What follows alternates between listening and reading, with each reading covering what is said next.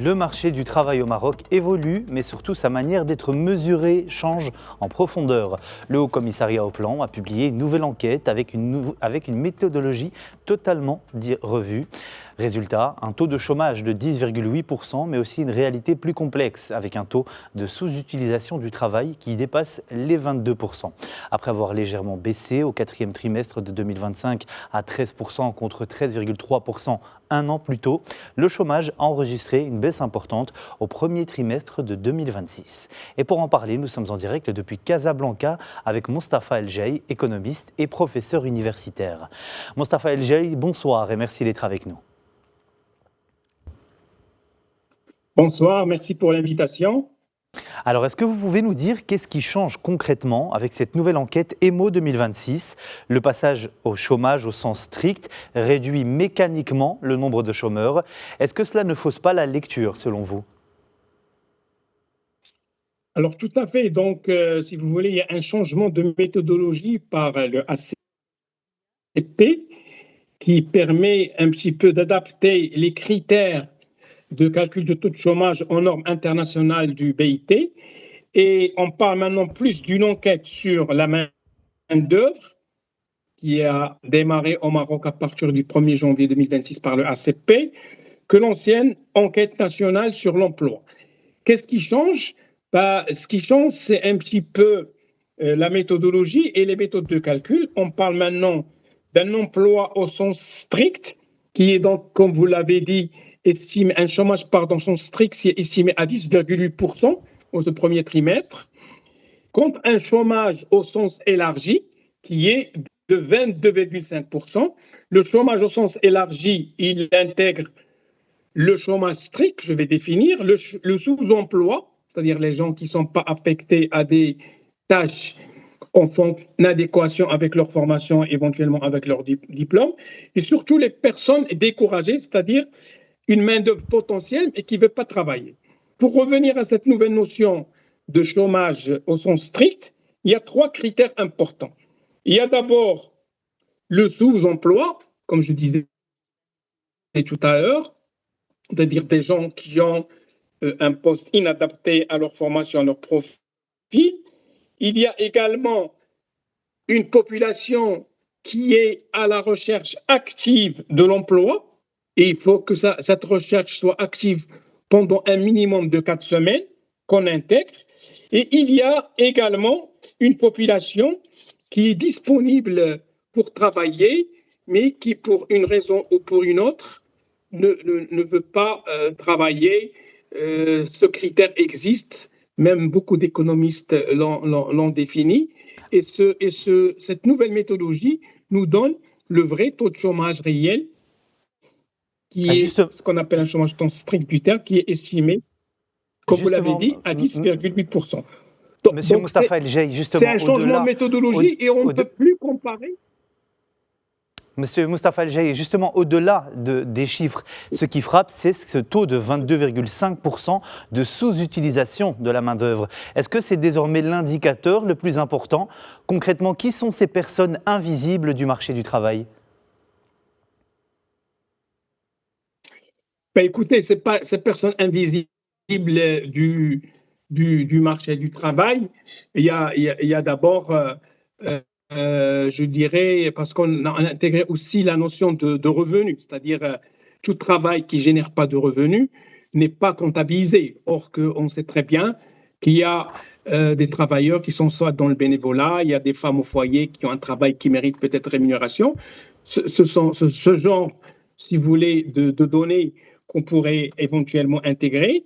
Il y a également, dans ce taux de 22% qui semble élevé, une population qui n'accepte pas un certain nombre de travail parce qu'elle estime qu'il est en inadéquation avec son profil ou, je dirais, ses diplômes, et on le voit, ce que certains économistes aussi appellent le chômage déguisé. Vous trouvez malheureusement des travailleurs qui ont une licence dans telle ou telle discipline et qui font parfois un travail manuel plus par obligation, plus par nécessité aussi que par, je dirais, motivation. Donc ce genre de fine-tuning que le ACP a intégrées pour bien évidemment s'adapter aux normes internationales, hein. Donc nous avons maintenant une méthodologie qui est conforme au BIT, au Bureau international du travail, et qui permet au Maroc un petit peu de se comparer d'autres pays. On a aussi élargi l'échantillon. Donc l'échantillon a été augmenté de 50%, ce qui nous permet d'être un échantillon de plus en plus représentatif. Moi, ce qui m'inquiète, je dirais, ou ce qui m'a un petit peu qui a attiré mon attention dans ce rapport, je ne sais pas si vous l'avez vu aussi, vous, c'est le taux de chômage des jeunes. Quand on parle des jeunes entre 15 et 24 ans, 22% ne paraît rien par rapport aux 43% calculés pour cette tranche d'âge par le Justement, ACP. c'était ma prochaine question, M. Moustapha El Jay. Le chômage des jeunes reste très élevé, comme vous venez de le dire, à plus de 29%. Pourquoi est-ce que ce blocage persiste? Un autre chiffre marquant, seulement 17,5% de taux d'activité chez les femmes. Comment est-ce que vous expliquez ce décrochage? Alors, à mon avis, il y a deux explications. La première, c'est que nous avons malheureusement un décrochage scolaire estimé aux alentours de 300 000 jeunes qui quittent les bancs de l'école, qui quittent les bancs des lycées et qui quittent même parfois les facultés. Vous savez que le taux de réussite généralement est de 1 sur 2. C'est-à-dire il y a sur 2 jeunes qui intègrent la faculté, il y a un qui termine ses études et un, ce qu'on appelle le décrochage ou l'abandon scolaire ou universitaire. Donc, ajoutez à cela les 1 500 000 jusqu'à 2 millions NEET que nous avons, c'est-à-dire des jeunes sans no education, sans ni formation, ni diplôme, ni expérience, et qui chaque année, cette masse, cette marée humaine, si vous voulez, se renforce. C'est-à-dire que le marché de l'emploi au Maroc, la croissance qu'on crée au Maroc est insuffisante pour absorber toutes ces marées humaines, en dépit de tous les programmes que le gouvernement a lancés. Nous avons chaque année 350 000 à 300 000 jeunes qui viennent sur le marché d'emploi, mais nous intégrons que 100 000, 90 000 à 100 000. Donc nous avons chaque année un cumul de jeunes qui augmente la masse de chômage que nous avons. C'est pour cela que les taux sont très, très élevés au niveau de cette catégorie. Dans cette catégorie des 15-24 ans, il y a, comme je le disais tout à l'heure, il y a aussi les NEET, des jeunes qui n'ont ni éducation, ni formation, ni stage training. Et c'est cette masse de jeunes auxquels il faut s'intéresser, trouver des solutions pour. C'est une bombe à retardement social, tout simplement. En ce qui concerne les femmes, c'est le même phénomène. Nous avons d'abord beaucoup de femmes au foyer. Est-ce qu'on parle du monde rural ou du monde citadin? Pour vous donner juste un chiffre, 80% de ce taux de chômage est concentré dans les villes. Est-ce qu'on peut dire que le vrai problème aujourd'hui au Maroc en 2026, ce n'est plus seulement le chômage, mais aussi la précarité de l'emploi? De la confection, dans les années 90 et même début des années 2000, beaucoup d'unités industrielles de confection, on faisait de la sous-traitance, n'étaient plus compétitives. Elles ont mis les clés sous le paillasson et on s'est retrouvé avec beaucoup de femmes qui ont perdu leur poste d'emploi. Donc, tous ces phénomènes conjugués nous donnent ces pourcentages qui, comme vous l'avez dit, semblent alarmants. La seule solution, c'est créer de la croissance, améliorer un petit peu, renforcer le secteur industriel au Maroc. C'est l'industrie qui crée de l'emploi et on le voit dans tous les pays développés. L'industrie représente au moins un minimum de 20% du PIB. Et Monsieur nous avons également un autre point important, c'est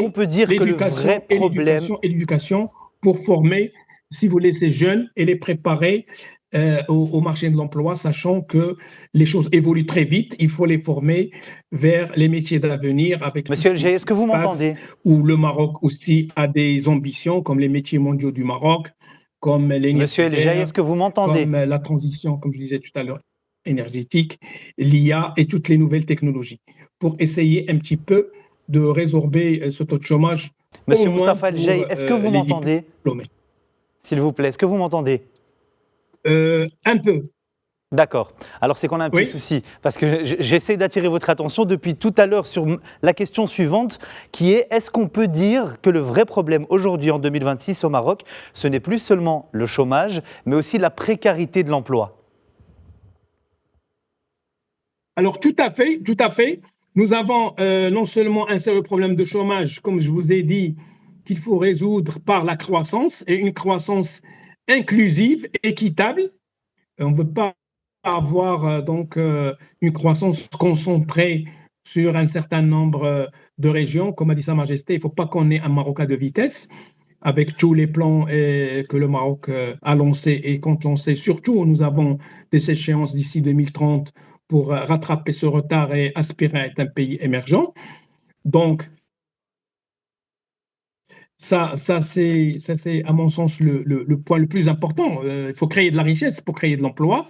Et bien évidemment, essayer de former ces jeunes, même les jeunes qui sont dans les NIT, il faut les former à des métiers manuels, à des métiers de service. Quand je vois la structure, si vous voulez, de ce taux de l'emploi au Maroc, 49% des postes d'emploi proviennent des services.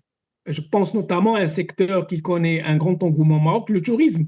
On peut former ces gens-là très rapidement pour les mettre rapidement au service de ces secteurs tertiaires qui parfois ne nécessitent pas des études très poussées ou ne nécessitent pas, si vous voulez, un savoir-faire pointu. Nous avons aussi le monde agricole. Ben, le monde agricole, c'est normal, c'est précaire. Bon, nous avons vu cette année, alhamdoulilah, on a une très bonne année pluviométrique, le problème ne se pose pas. Mais quand on voit ce qu'on a traîné comme cumul durant les 5 ou 6 années de sécheresse consécutive, nous avons une agriculture qui dépend énormément de la pluviométrie et ce sont des emplois forcément précaires. Il y a aussi Monsieur El l'informel, Jay, on n'en a pas parlé. Monsieur El Jay, quelles sont selon vous les priorités aujourd'hui? L'emploi des jeunes, l'inclusion des femmes, la lutte contre l'informel ou les trois? Alors, les priorités, à mon sens, maintenant, c'est qu'il faut libérer les énergies, encourager davantage le secteur privé, alléger les procédures et aider les PME, les TPME qui représentent l'ossature du tissu économique marocain à se développer, à créer de l'emploi avec moins de contraintes et de lourdeurs administratives, et quitte à ce qu'on peut même, je ferai peut-être une proposition, elle vaut ce qu'elle vaut. Pendant les 2 premières années, on peut les laisser travailler tranquillement avec un petit forfait je dirais, d'impôts à payer annuellement et les alléger de cette lourdeur administrative pour libérer les énergies et créer des emplois et des activités dans différents métiers. Donc, deuxième aspect très important pour résorber le taux de chômage, à mon sens, il faut accentuer l'industrie, le secteur industriel au Maroc. On a eu une certaine régression. Maintenant, alhamdoulilah, grâce aussi à la vision de Sa Majesté, nous avons vu qu'il y a beaucoup de groupes industriels qui s'intéressent au Maroc pour sa stabilité, sa position géostratégique et son leadership.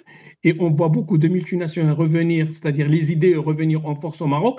Le potentiel des IDE, il est énorme. Nous avons une main-d'œuvre qualifiée, nous avons des cadres de haute facture au Maroc qui peuvent répondre à ces besoins de ces IDE Avant et de créer de conclure, l'emploi à ce Monsieur niveau-là. Moustapha Et El bien Jay, évidemment, lutter contre l'informel en l'encourageant progressivement à intégrer le formel Monsieur El Jay, malheureusement, on manque de temps. Avant de conclure, pour s'il vous plaît. éviter qu'on ait de la concurrence déloyale et cela, bien sûr, affecte.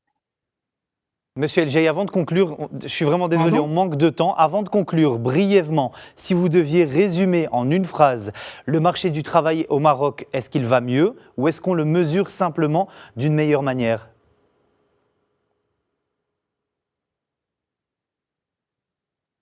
Non, je pense honnêtement qu'on le mesure d'une meilleure manière, pour être précis, parce que les chiffres que nous avons, notamment sur la tranche surtout des jeunes qui m'inquiètent le plus, restent quand même des chiffres un peu inquiétants. Vous l'avez dit vous-même, 29%, ça veut dire qu'on a toujours un jeune sur trois qui ne travaille pas. Et puis, je pense que la ACP devrait s'aligner sur les normes internationales pour affiner davantage l'analyse, puisque si le diagnostic est très bien fait, bien évidemment, les remèdes peuvent être plus faciles à dispenser pour essayer de gagner un petit peu cette bataille du chômage qui est un fléau mondial, pas uniquement au Maroc, mais qui au Maroc reste le point faible de notre économie, notre croissance. Merci beaucoup. En dépit Merci. de taux de croissance intéressants au Maroc, notre croissance n'est pas créatrice d'emplois, n'est pas inclusive. Merci beaucoup, Monsieur Moustapha El Jaï. Qu'on s'attache à ce point-là pour essayer de voir quelles sont les mesures que le gouvernement devait prendre très rapidement. Merci beaucoup, Moustapha El Jaï, pour votre analyse et d'avoir répondu à nos questions. Je m'excuse encore, on manque de temps. C'est pour ça que nous mettons fin à l'entretien. Merci infiniment d'avoir été avec nous. Je rappelle que vous êtes économiste et professeur universitaire et que vous étiez avec nous en direct de Casablanca. Merci infiniment.